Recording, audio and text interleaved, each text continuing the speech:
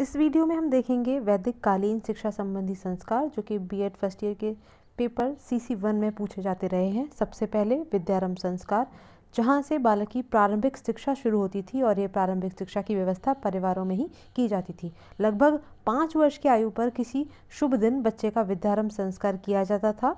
यह संस्कार परिवार के कुल पुरोहित द्वारा कराया जाता था, जिसमें बच्चे को स्नान कराकर नए वस्त्र पहनाकर पुरोहित के सामने प्रस्तुत किया जाता था और फिर नए वस्त्र पर चावल बिछाकर चावलों के ऊपर वर्णमाला के अक्षर बालक से बनवाए जाते थे और इसी दिन से फिर बालक की नियमित प्रारंभिक शिक्षा शुरू होती थी।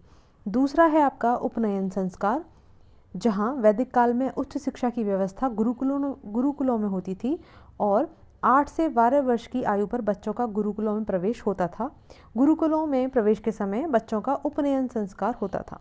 इसी के बाद उनकी उच्च शिक्षा प्रारंभ होती थी। मेडिवल एरा यानी मध्य युगीन ग्रंथों की माने तो उपनयन संस्कार की जो अवधि थी या वर्ष था कि बालक का उपनयन संस्कार कब से शुरू किया जाएगा, तो उसमें 3 वर्ण को प्रमुख बताया गया कि ब्राह्मण वर्ण की उपनयन संस्कार बालक की 8 वर्ष की आयु पर किया जाएगा, जबकि क्षत्रिय वर्ण के बालकों का 10 या 11 वर्ष के होने पर उपनयन संस्कार किया जाएगा और 12 वर्ष में वैश्य वर्ण का किया जाएगा। ठीक है, लेकिन सुश्रुत सूत्र स्थान जैसे कई ग्रंथ हैं जो कहते हैं कि शूद्र भी उपनयन संस्कार के भागीदारी होती थी, उनका भी उपनयन संस्कार होता था और उपनयन संस्कार सभी के लिए खुला था। तो इस तरीके से हमें कई ग्रंथ मिल जाते हैं कि कुछ ग्रंथ अलग कहते हैं और कुछ ग्रंथ अलग कहते हैं, वो टाइम के अनुसार थोड़ा वेरिएशन मिल जाता है। ठीक है, नेक्स्ट है आपका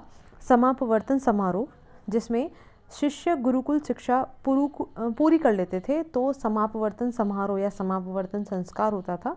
इस समारोह में गुरु शिष्यों को एक उपदेश देते थे कि स्वाध्याय मतलब सेल्फ स्टडी में कभी प्रमाद अर्थात आलस्य नहीं करना है। इसका अर्थ यह है कि उस काल में जीवन भर स्वाध्याय सेल्फ स्टडी द्वारा ज्ञानार्जन किया जाता था। मतलब आप पूरे जीवन भर सीखते हैं ना, ज्ञान कभी पूरा नहीं होता या शिक्षा कभी पूरी नहीं होती, जीवन भर आप सीखते रहते हैं।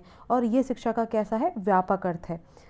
जब तक आप गुरुकुल में पढ़ते हैं, गुरुकुल में शिष्य पढ़ते थे, तो वो जितने क्रियाकलाप हो रहे हैं, ज्ञान का आदान प्रदान, कला कौशल वगैरह या प्रशिक्षण किया जा रहा है, ये सभी संकुचित या नैरो अर्थ हैं एजुकेशन के, शिक्षा के। व्यापक अर्थ वो है कि आप जब जीवन भर ज्ञान अर्जन करते हैं या फिर सेल्फ स्टडी करते हैं।